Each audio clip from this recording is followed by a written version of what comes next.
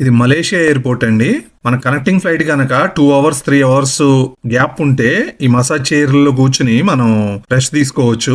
దీనికోసం గంటకి 15 రింగిట్లు పే చేయాలి, అంటే మన ఇండియన్ కరెన్సీలో 300 రూపాయలు. ఒకవేళ మసాజ్ కూడా లేకుండా కూడా ఆ చైర్లో కూర్చొని రెస్ట్ తీసుకోవచ్చు. అలాగే లోపల సామా హోటల్ ఉంది, ఇది కొంచెం ఎక్స్పెన్సివ్ అండి.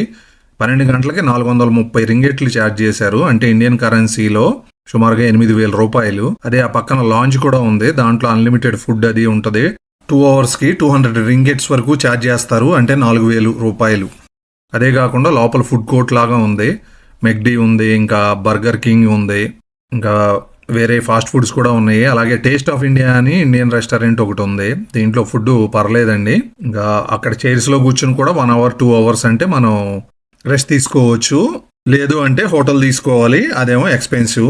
దాని బదులు మనం మలేషియా టూర్ వేయొచ్చు సిటీలోకి వెళ్ళి.